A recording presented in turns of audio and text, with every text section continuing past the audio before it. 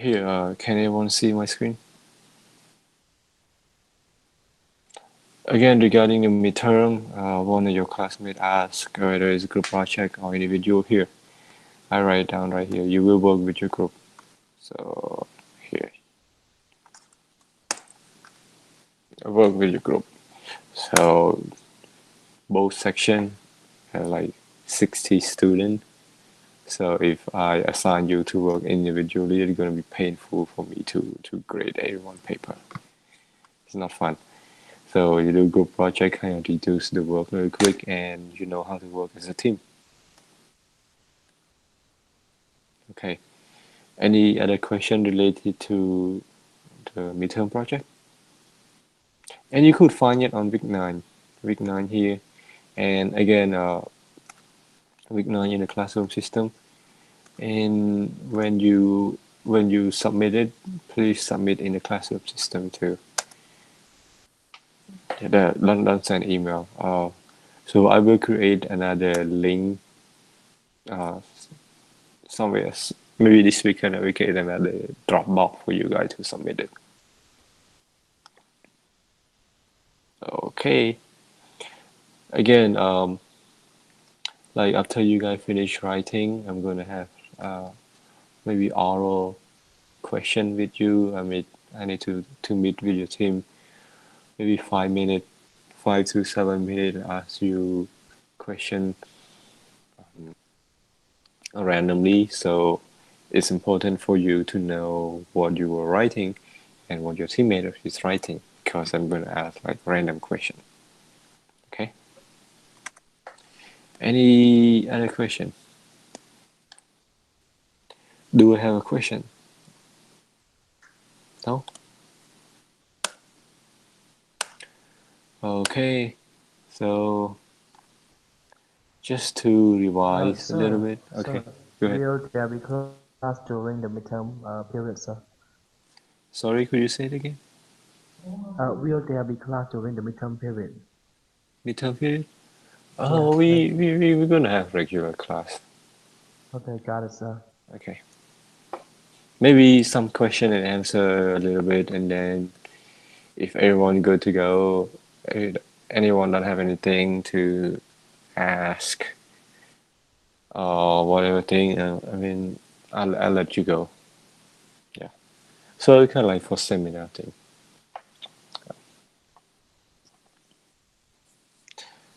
Okay. So previous class we had the quiz and we went over it, and then we went over the midterm project guideline, and then we also take a quick look on what is supply chain management. Again, supply chain, the chain, warehouse, transportation, and inventory is, one of the chain broken, the whole chain is useless. So that's why it's important to keep all the chain working.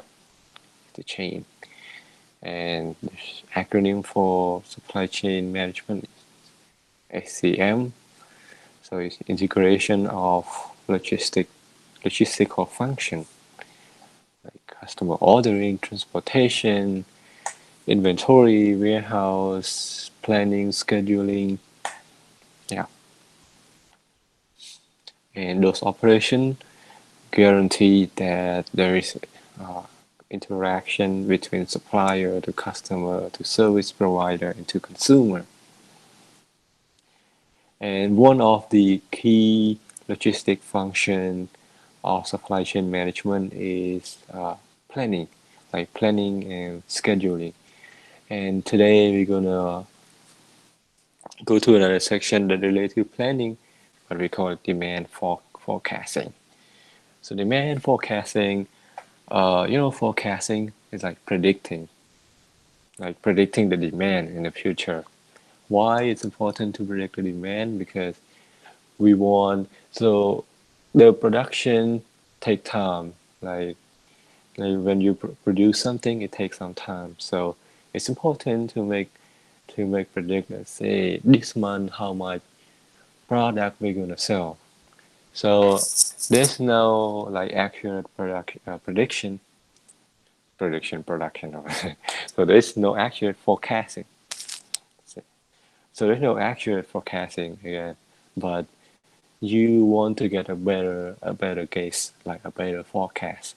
So you have more information, more detailed information, and then you make a better forecasting. So when your forecast is very good and it's close to the real consumption, I mean, yeah, it worked well. So you don't encounter under predicting and over predicting.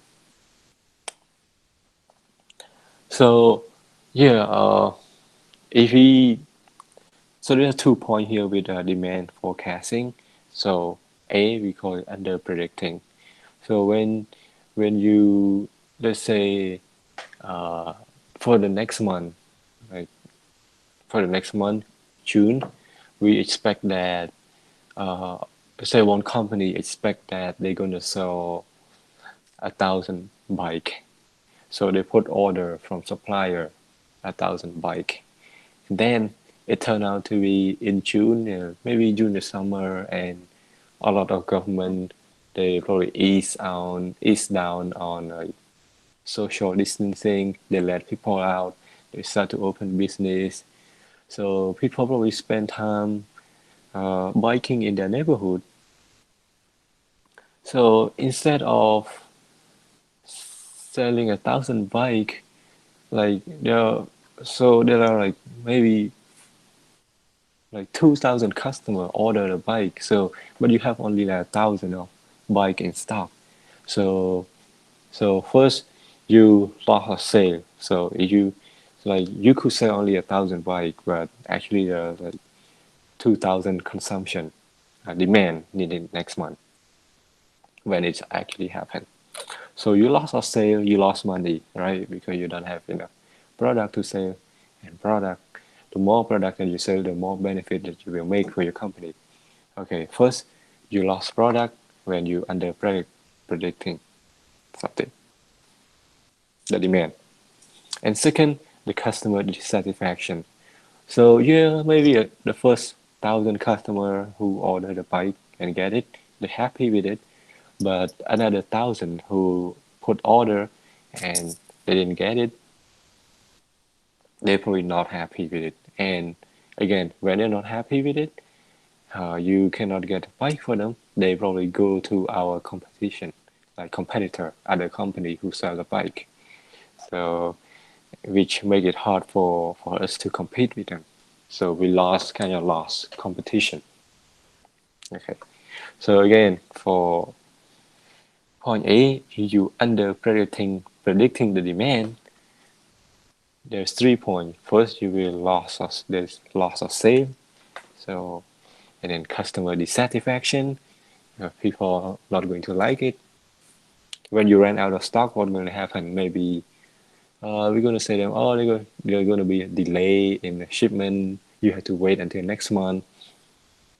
Or you say you don't have it, run out of stock. And when the customer didn't get the product what they need, they're going to turn to our competitor. So they order from our competitor.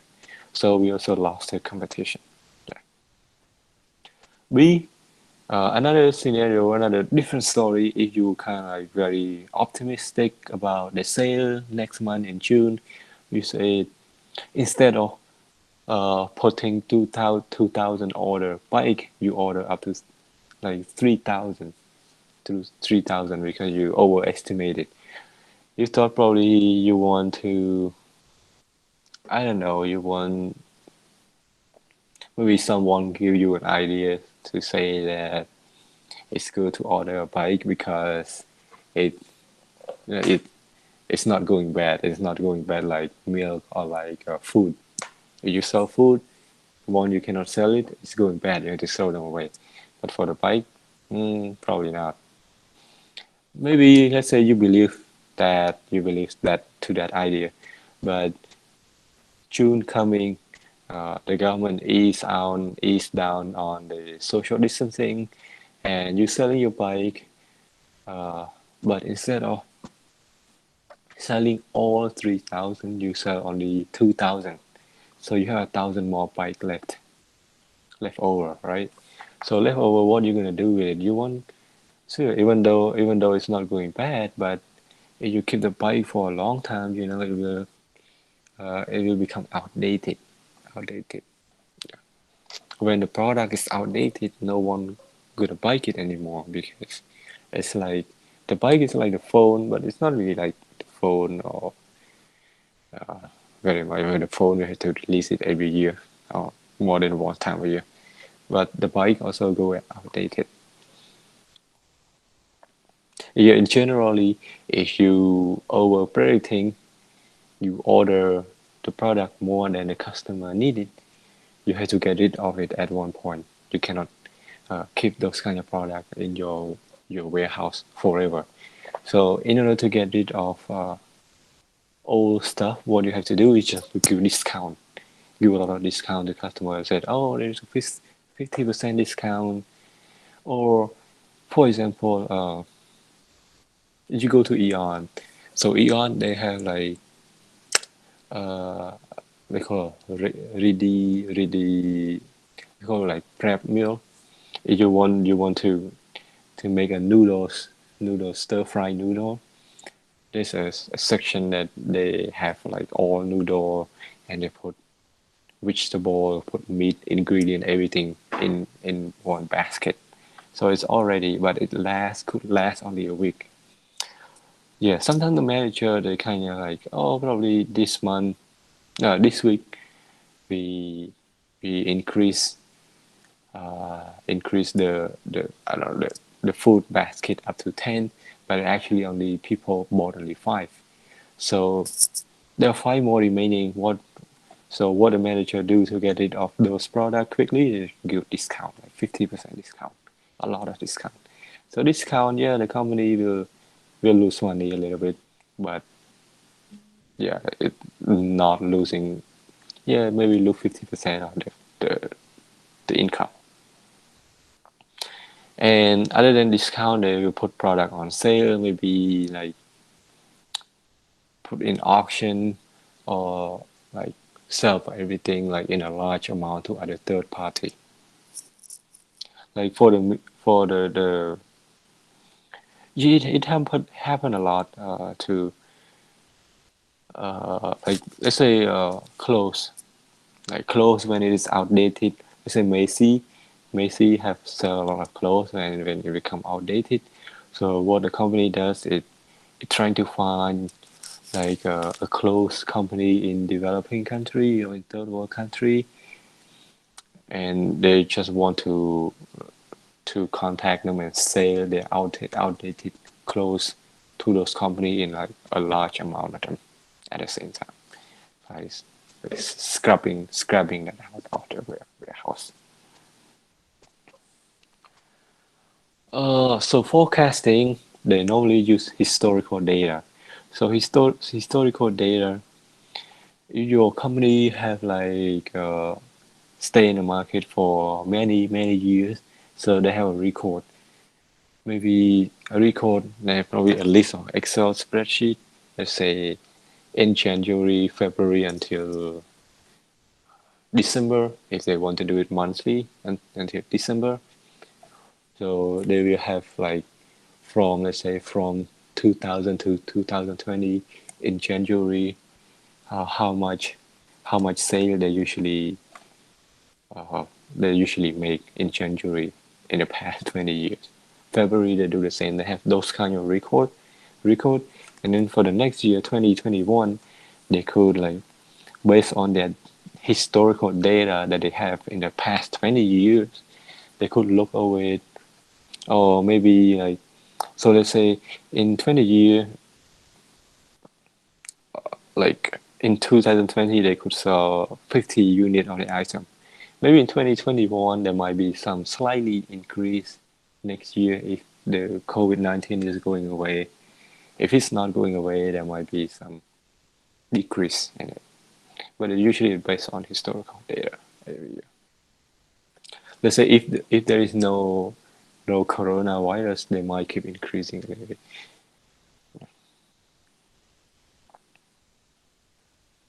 Oh, so the consumption is usually increase in let's say in January 2012 from 2012 to 2020 there's some slight increase, let's say to like 20 unit a year. So 20 unit a year, and in 2020 you could sell like 200 unit in 2020. If there is no COVID-19, you expect to increase the sale to 220. But yeah, that's how you base on historical data. So I just explained you by word. If you have like Excel to do it, it's probably easier. But I hope everyone understands this point. The last point is that all forecasts are wrong. So there is no accurate forecast. So don't be alarmed by this phrase when I say all, when the book say all forecasts are wrong. All predictions are wrong. There's no accurate prediction, but some prediction is better than another. You have more historical data that you collected. You will make a better prediction, and a better prediction, it's close to, it's very close to like the real sale, the real event that will happen in the future. We have a short video about this. Mm, okay, I'm gonna turn on the mic.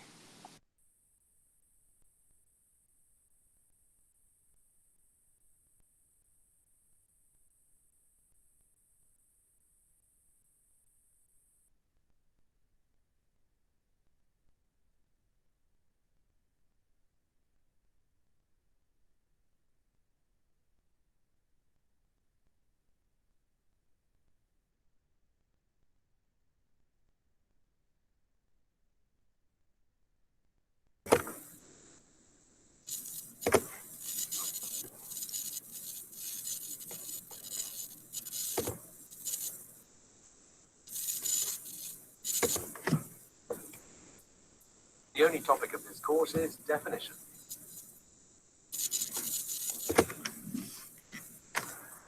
The only topic of this course is definitions. Let's meet Daniel Collins, a demand planner for Rollers, a bicycle manufacturer. Hi, I'm Daniel.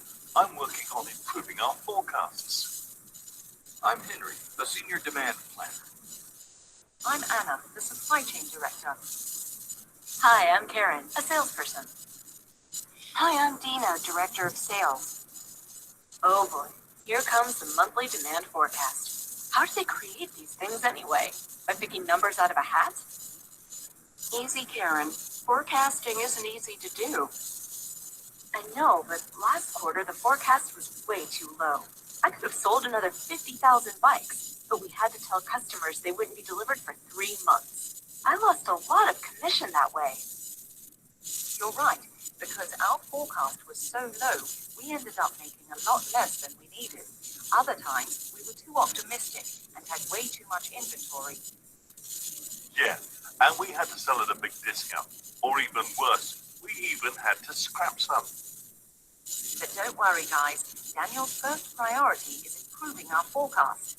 Daniel, I'll take you through forecasting, and then it will be up to you to make improvements. In this course, Daniel will learn what forecasting is, what it is not, the objectives, and different types of forecasting methods.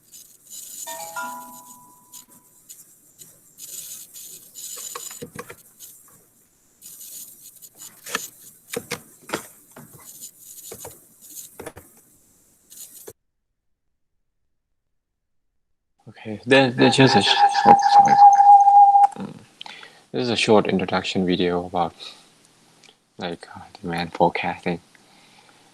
Yeah, in like small business or family business Cambodia, when they make a order, like they make a product ordering, so it's based on like their experience, what their experience in the past like years of business.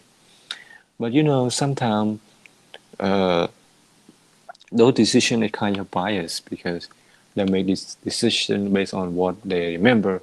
sometimes there's a bias involved. Bias involved maybe today they have a good feeling, they're feeling fresh, or when they do all the so when they make a decision, they kind of like over optimistic about it, and they put more order than before. So more order, kind of over predicting.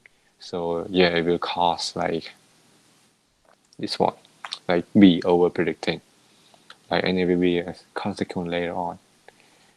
Maybe and then today kind of like and then another case like the person may be not feeling well today, or they have like they are so stressed out, or they ran out of cash flow, and they feel like they're kind of like pessimistic and feel like a little conservative.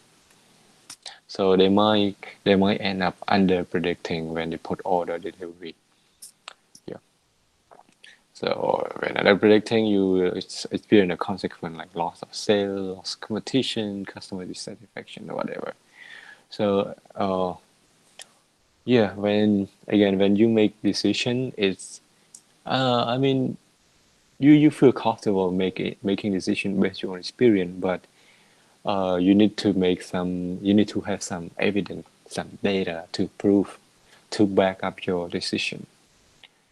So yeah, it's really important and it's really scientific. In the future, when you say something, you prove something, you decide on something, and you want to prove it to other people, you need to have the data to back up your argument. So when you have like data to back up your argument, it's like it kind of look more scientific, and it doesn't involve like personal factor, because human sometimes make error, but the data never make an error, like the math never lie to you. Okay guys, mm. Do you have any question?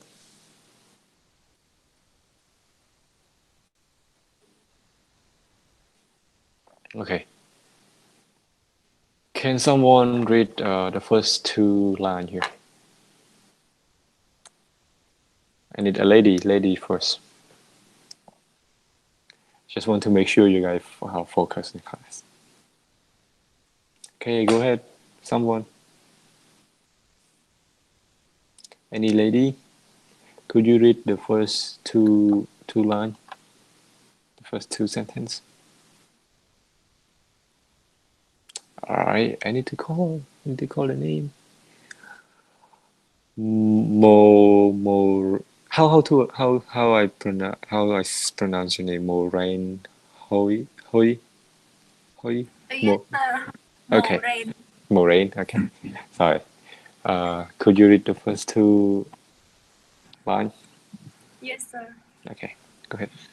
Forecasts are important for planning and decision making. We use sales forecasts to ensure that we have enough capacity for production and enough order placed with supplier for goods and service. Okay. Thank you. Yeah. Forecasting or prediction, same meaning, whatever you want to say. Yeah, it's really important for planning and decision making. So yeah, for the sale or for like managing the business, planning is important for the manager or the business owner. Like planning and decision making is really important. And when you make a decision, again, you need some evidence to back up your decision. You need the data, like historical data, to make a decision. And what is the most important decision in the company? Is the sale. Because the company trying to make profit. And how are they going to make profit? They need to sell something. They need to sell the product. So sales forecast is the most important decision making for the company, because it generates the profit to the company. The profit, and it provides service to the customer. That's what the customer needs. And we do sales forecast because we want to ensure we have enough production and enough order placed in advance to supply from our supplier. like supply of goods and services. If you don't put enough order or deliver enough order, we don't have enough product to sell to our customer. If you put two more order, we're gonna end up losing money. It's like what we did in the previous slide, like A and B, like over predicting and under predicting. Next person, we call the name Chandara Yang. Oh. Could you read the second quotation? Yes, sir. Okay. Demand forecasting is particularly critical in supply chain management. The more information we get about future demand, the less likely we are to suffer from excess inventory and shortage. Okay, thank you. So this is straightforward, guy. I already explained you before. So demand forecasting is critical supply chain management. Yeah, I'm sure everyone understand it to logistic. And yeah, the more information we get about the future demand, so when we predict something in the future, not in the past. Past already happened. So the more information we get about the future, the information we get about the future is based on the historical data, the information in the past. So when we have more information, we have a lot of data, and it it's more accurate our prediction is. So when our prediction is close to the real demand in the future, it's less likely we're going to suffer from the excess or inventory or shortage. Yeah, why it's excess? Because and why there's a shortage in inventory? I mean, I already explained before. Sometimes you over predict it, sometimes you under predict it, and you don't want excess or short inventory. Yeah, and we already done it before. Like when it's excess inventory, it take more space. Uh, yeah, inventory costs money. Inventory management costs money, and the product may be outdated, especially happen to the phone. Like phone, like become old, like old series for the like perishable product like food. It might going bad. Flour, it might going bad too. Shortage of inventory, yeah, it happened again. It happened when you don't have product to sell to your customer. And for the data collection, here the 3 point that I just take it straight from the book. For the data collection, so you collect data on historical demand. So a lot of company, so some small business or family-owned business, they might not have, they might never recorded because they're like small, they could remember it in their head, in their brain. But some like big business and they want to make a system to control their business, they they record, like they have all record of how much product they sell in January in the past 20 years, in February in the past 20 years, in March in the past 20 years. And for so they use those data to predict their like their delivery, their like their ordering. They put order from the supplier based on the data that they have like in the past 20 years or 4 or 5 years. That also work.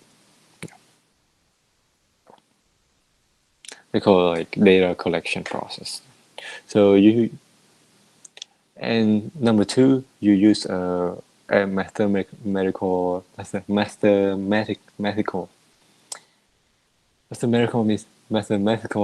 to create the forecast. So so for the method, you could use like Excel to create what they call the trend line. And the trend line usually it will make like simple linear regression that yeah, you just plug in the number and we spit it out the answer how much you have to order. But for the sake of this class, we're not going that deep. I hope for the next lecture with international trade logistics, they will teach you how to do it. It's quite really simple. It's not really that bad. So the tool. one of the two they use the trend. So the trend is what we call trend line. Uh, I think the school gonna teach you. Usually they teach you in the foundation year. Maybe they already taught you. I'm not sure. But the trend line, you will see like over the year, the consumption may increase, but we don't know in the future how much the number is. So we just like plug in. I don't know. I don't know. You can understand what the trend line is. I'll show you. Hmm. So go to image here. Uh, so this is like one example from the temperature. It's kind of hard to see. Like temperature. Here, this one. Okay.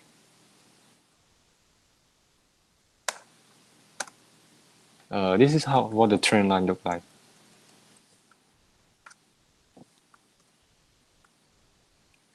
I don't know what is the vertical line. I haven't seen the description yet. What would it say? The line of it. Let's look at the description real quick.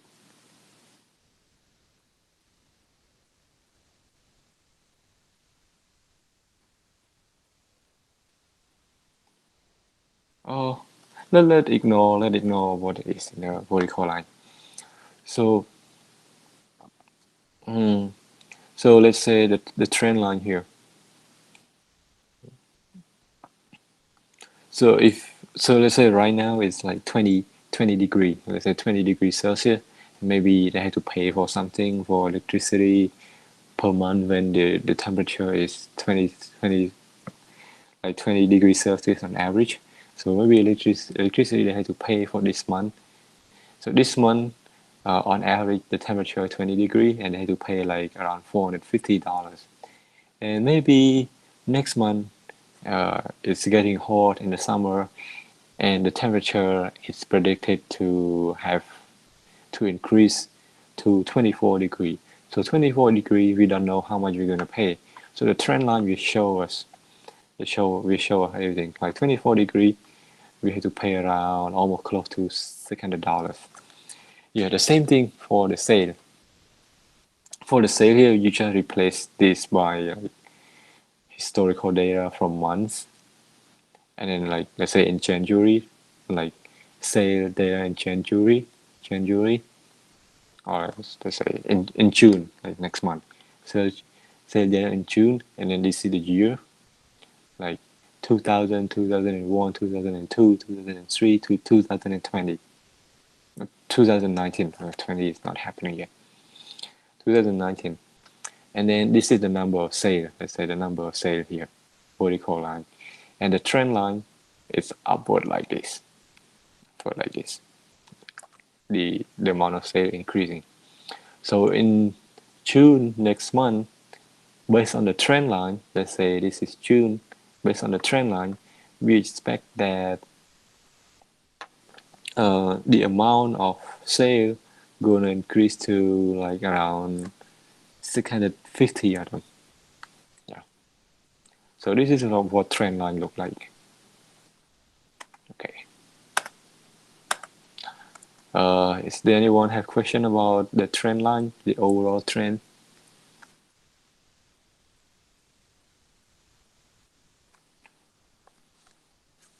Have you guys ever make a trend line before? Like in Excel? Okay, so if you haven't done it before, it's piece of cake. And B, another method we use is seasonality. So seasonality, like the definition is like it's an effect of change in demand at different time of the year. For example, increased sale, chocolate in Christmas or Easter. Yeah, for our country, uh, normally there's increase in sale during New Year Day, like Universal International New Year or Khmer New Year, Chinese New Year. So seasonality you expect that on those occasion the sale gonna increase. Say on Chinese New Year, and your company is selling Chinese cake or fruit or grocery. A lot of people like have 1 week vacation and they stay at home. They have a meeting with the family, meet up with the family. When they meet, they're gonna eat and they're gonna drink and they're gonna eat a lot, eat and eat and eat. So fruit, you company selling fruit, you expect that in Chinese New Year season, the sale gonna increase. So so you contact your supplier and said, hey, in January I want this amount of supply for me, and normally you make ordering 2 or 3 months in advance. Valuable product maybe a year in advance. So this is seasonality. Cynic chain, cyclic chain. Sorry, cyclic chain.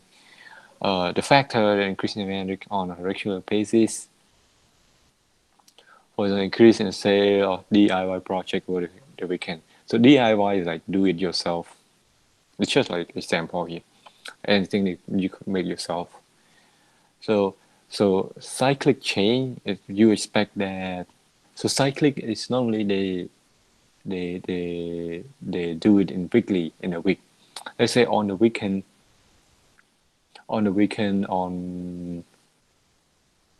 Saturday afternoon, when people like, so in Cambodia we people work on Saturday morning, most of the company, some company done, but on Saturday you expect that people are not going to work anymore, and they will spend most of their time going to the mall, especially let's say when if there's no COVID-19,